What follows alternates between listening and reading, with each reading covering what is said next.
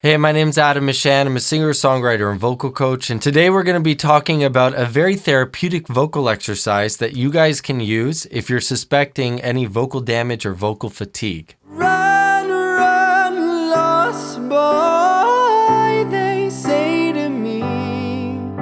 So what are some telltale signs that you might be experiencing vocal fatigue or vocal hoarseness if your speaking voice has lowered in quality? So if you're talking like this and there's a lot of leak of air coming through. If that seems to be somewhat of your vocal quality right now, it could be that you pushed your voice too hard. Or if you find that your voice is cracking around a lot as you're speaking, that could also be a sign that your voice is not quite in tip-top shape. Now, if your voice is not in one of those two extreme categories, this exercise also works as a diagnostic tool to be able to find out how much damage there is and in what areas in your voice, which is really, really great. Very useful for any singer that knows he needs to sing in the F sharp area. You're going to be wanting to make sure that that area of your range is nice, clean, and clear. So this exercise consists of saying the word me for an extended period of time and bouncing back and forth between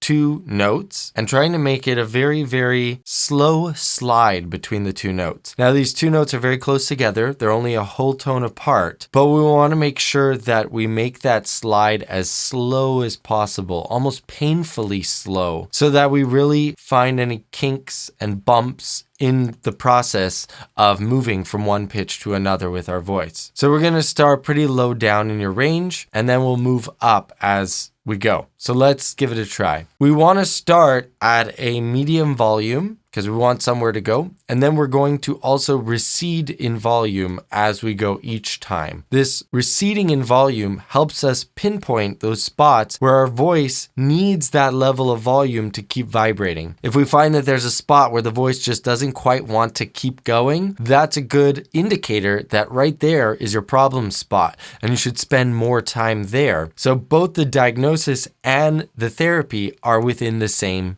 tool. If you're interested in learning more on how to sing, I created a resource that I wish would have been around when I was starting to sing. With the subscription I've created, you get access to all of the courses that I've created and more that are coming. You get access to all of my private lesson recordings that I have from other students so you can learn vicariously through them. And you get monthly one-on-one lessons with me. All of this is available for one low monthly price, and it's a very well-rounded approach to learn how to sing. Click the link down below to get access now. Let's jump in. So starting down low in our range, me,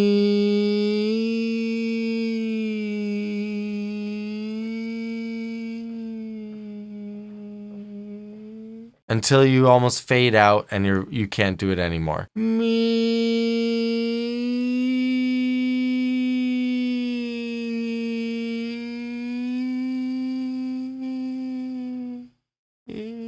So if you hear something like that, that's telling me that maybe I pushed my voice a little bit too hard last night, giving lessons till 2 a.m. So what we want to do is go through that a few times. But let's, for the purposes of this video, keep going.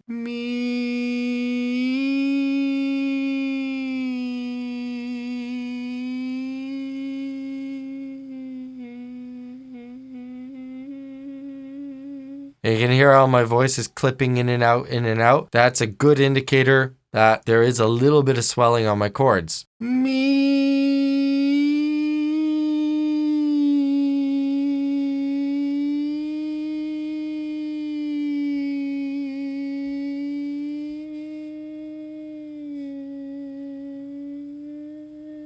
And so there, that ended up being much clearer. So what that tells me right now is that that part of my range is the vocal cords are doing a lot better at stretching to that spot and vibrating completely, whereas lower down was giving me more trouble. Another important note is to make sure that you put a little bit of a smile. It's termed as the inner smile. We want to think of smiling just a little bit so the corners of our lips come up, and that's going to help bring out the brightness and the clarity in the voice, which is important for this exercise.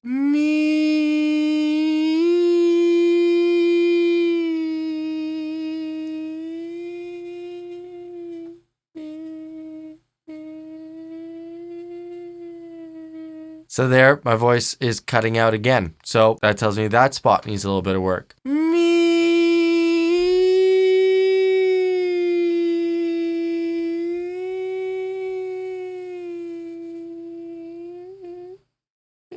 And so there's going to be a bottom end where your voice can't possibly vibrate anymore at that low of a volume. But you want to try every time you do it to bring that volume level lower and lower. The lower you can get with that volume level, the better off you're going to be, the more clear your tone is going to be when you get louder. This is one fundamental point that I think a lot of people don't realize when they're learning how to sing. When we're learning how to sing, we want to make sure that we're not pushing or forcing the voice to be in a specific area of our range. How are we able to do that if we're always pushing more volume? So if you use volume to get yourself to a certain pitch, then you don't know whether your voice is able to do that freely and consistently. The way that we can tell if we are able to do it freely is to do it really quietly. So if I go,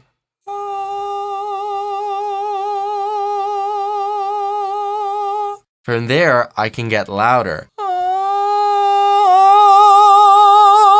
So from that low, quiet sound, I can always get louder. But if I'm starting from that really loud sound, I don't know what my lower limit is. So I don't know if my vocal cords are coming together nice and clean, or if I'm only just forcing them and pushing them to go up there. So once you've done this exercise receding in volume, it can also be extremely helpful to go back and do the exercise when you recede in volume and then increase in volume. So like this. So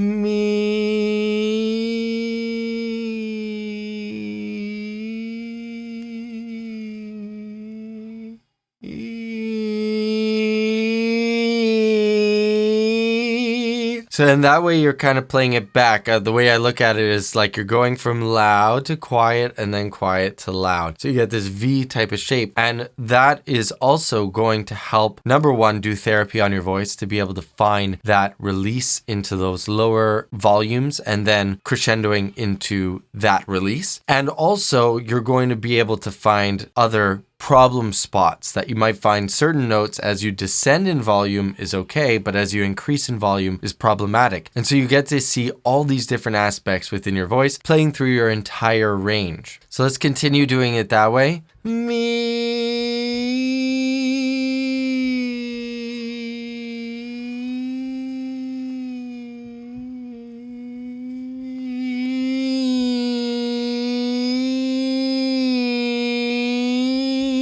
Back up to full volume.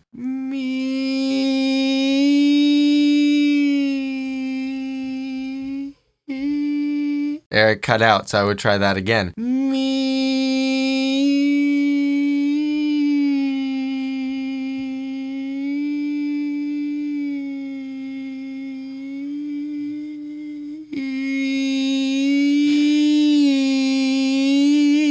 It's also a great breath control exercise because you have to use your breath very effectively to be able to go through that whole process. Let's do it again here.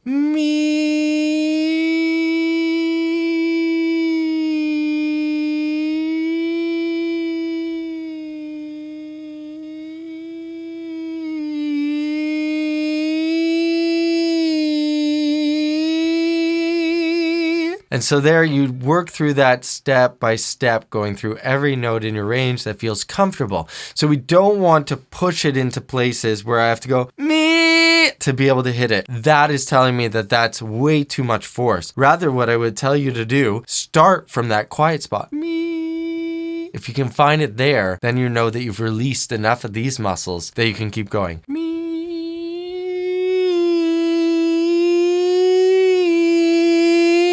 And you can start to lean into your voice from there. So I hope this helps with any of you that are having any sort of vocal trouble. Let me know if you have any questions in the comments down below. If you like this video, please hit the like button. And if you want to see more videos like this, check out that guy right there.